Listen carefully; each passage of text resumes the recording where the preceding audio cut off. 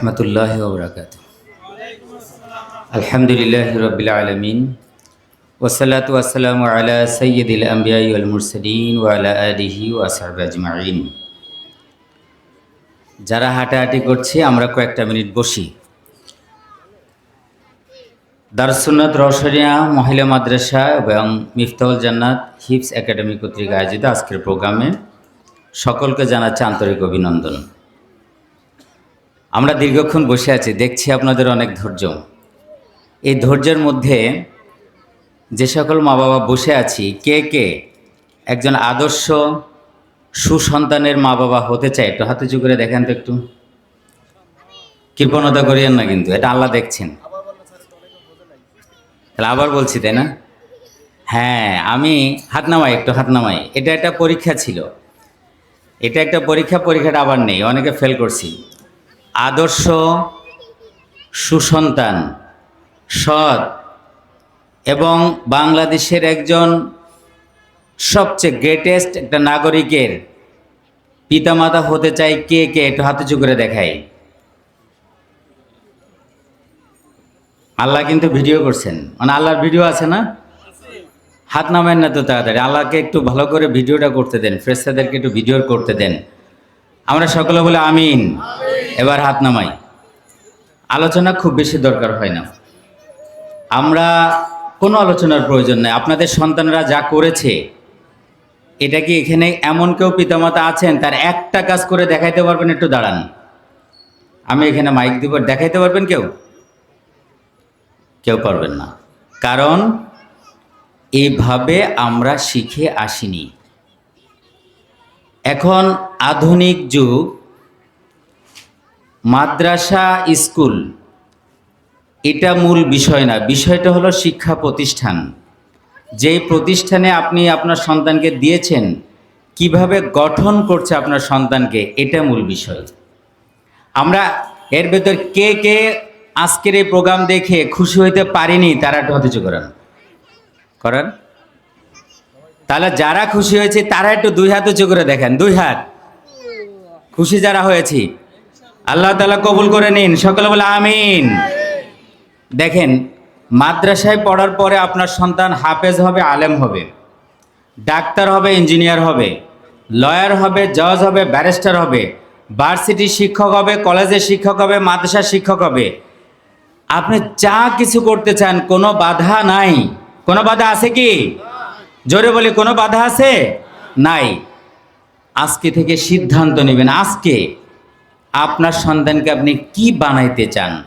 Doctor, engineer, lawyer, teacher, barrister, জজ, আলেম, Islamic scholar, হাফেজ, কি বানাইতে চান? আজকে বাসায় গিয়ে চিন্তা করবেন, একটা চিন্তা করবেন, মাথার ভিতর চিন্তাটা নেবেন। নেওয়ার পরে এটা ভেতরে থাকবে না, প্রকাশ করবেন। নাম্বার 1, হাজব্যান্ড ওয়াইফ ডিসকাস করবেন যে আমার সন্তানকে এইভাবে আমি দেখতে চাই, I want to C this, এইভাবে আমার সন্তানকে দেখতে চাই। পারবেন তো সবাই? যারা পারবেন না তারা একটা হাত উঁচু করেন, যারা পারবেন না। আচ্ছা, সবাই পারবে ইনশাল্লাহ। 2 নম্বর, হাজব্যান্ড ওয়াইফ মিলে সন্তানকে পাশে নেন, তার পছন্দের খাবার যা কিছু হোক তাকে সাথে নিয়ে আপনার এই টার্গেট, গোল, ড্রিম এটি সন্তানের সাথে শেয়ার করেন। ছেলে হোক মেয়ে হোক, যে বাবা বা মা, আমি তোমাকে এভাবেই দেখতে চাই। সেটা doctor, engineer, lawyer, Islamic scholar, বড় আলেম, কি দেখতে চান সেটা তাকে একদম পাশে ডেকে নিয়ে বলেন, বাবা আমি তোমাকে এভাবেই দেখতে চাই, এটা আমার স্বপ্ন। এবং আমরা মা বাবা দুজন মিলে তোমার জন্যই আমরা শ্রম দিচ্ছি, কাজ করছি, অর্থ ব্যয় করছি। এই স্বপ্নের কথাটাই প্রতিষ্ঠানের প্রধান, প্রতিষ্ঠাতা যিনি পরিচালক, ওনার সাথে শেয়ার করেন যে হুজুর আমার মেয়েটিকে বা আমার ছেলেকে এইভাবেই দেখতে চাই, এর জন্য আমি সহযোগিতা চাই। এটাকে আমরা সবাই পারবো ইনশাল্লাহ? অনেকের মাথায় কিন্তু নাই, অনেকে চিন্তা করে যা হয় হোক, যা হয় হোক, তাহলে কিন্তু কিছুই হবে না। এই কাজটি করব এবং এটা বিস্তারিত ব্যাখ্যা রয়েছে, যাচ্ছি না, কারণ সংক্ষেপে কথা ওখানে বলেছে। এটা করার জন্য, আপনার এই স্বপ্নটা বাস্তবায়ন করার জন্য, পূরণ করার জন্য বিগত এই যে আলোচকরা আলোচনা করেছেন এটা করবেনই, পাশাপাশি আমি দুটি কথা বলছি। নাম্বার ওয়ান, আপনাকে পজিটিভ হইতে হবে। যে কোনো কাজে হাবোধক চিন্তা করতে হবে। ইউ নেভার নেগেটিভ, কখনোই আপনি নেগেটিভ হবেন না। আপনার কথা talk positive, think positive, work positive. আপনার চিন্তা চেতনা হবে পজিটিভ, কথা হবে পজিটিভ এবং কাজটা হবে পজিটিভ। সে লেখাপড়া করছে, যা কিছু হচ্ছে সেটার ভেতরে আপনাকে চিন্তাটা করতে হবে পজিটিভ। যখন আপনি একটা পজিটিভ চিন্তা করবেন তখন একটা পজিটিভ এনভায়রনমেন্ট, একটা পরিবেশ তৈরি হবে। আপনি ঘরের ভেতরে, ঘরের বাইরে, কথার ভেতরে, কাজের ভেতরে আপনি সব সময় হাবোধক চিন্তা করবেন।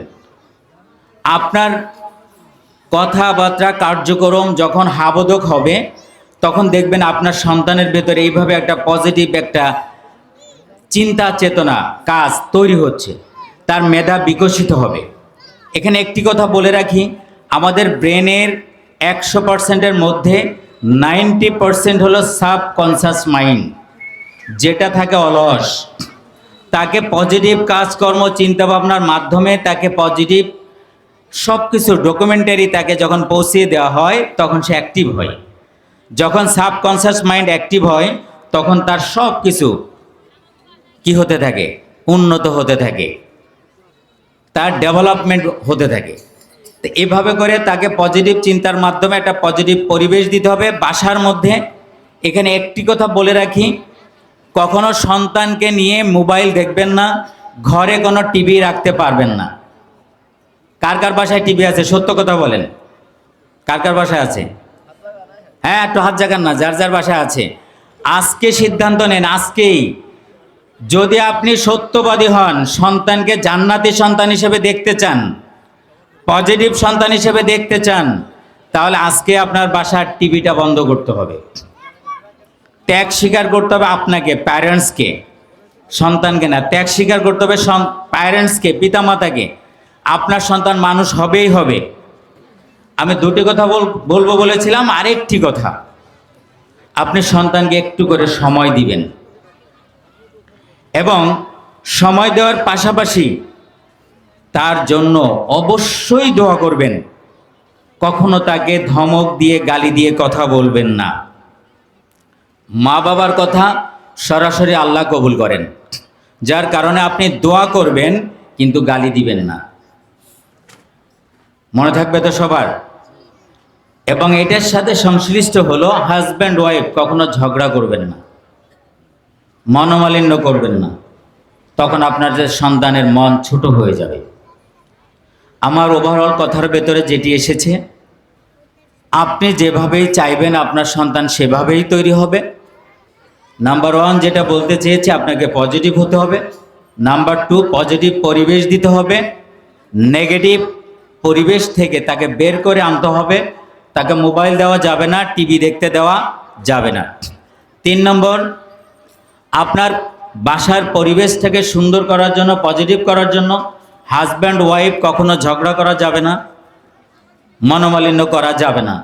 4 নম্বর, আপনার সন্তানকে কখনোই গালি দিতে পারবেন না, বদদোয়া দিতে পারবেন না। অবশ্যই দোয়া করবেন, অবশ্যই দোয়া করবেন। এবং শেষ রাতে আল্লাহর কাছে আপনি চোখের পানি ছেড়ে দিয়ে আপনার সন্তানের জন্য দোয়া করে আল্লাহকে যা বলবেন আল্লাহ তাই কবুল করবে। এই বিশ্বাসটা আসছে তো সবার? একটু বিশ্বাস যাদের আছে হাতে চোখ করে দেখান। কারণ পিতামাতার দোয়া সন্তানের জন্য আল্লাহ কখনোই ফেরত দেন না। হাত নামাই। এই জন্য আজকে থেকে আমরা সন্তানের জন্য দোয়া করব। সর্বশেষ কথা হলো, প্রতিষ্ঠানের সাথে যোগাযোগ রক্ষা করব। প্রতিষ্ঠানের সাথে যোগাযোগ যদি আমরা সঠিকভাবে রক্ষা করতে পারি, তাহলে আমার সন্তান সত্যিকারে আমার স্বপ্নের সন্তান হবে। এই সন্তান আদর্শ নাগরিক হবে, একজন সৎ নাগরিক হবে, যে বাংলাদেশের যত নেগেটিভ আচরণ আছে এটা দূর করার মাধ্যমে, তার দায়িত্ব পালনটা এমন সৎভাবে করার মাধ্যমে বাংলাদেশকে একটি আদর্শ বাংলাদেশ হিসেবে, ন্যায়নিষ্ঠাবান স্বাধীন দেশ হিসেবে গঠন করার অগ্রনায়ক হিসেবে কাজ করবে।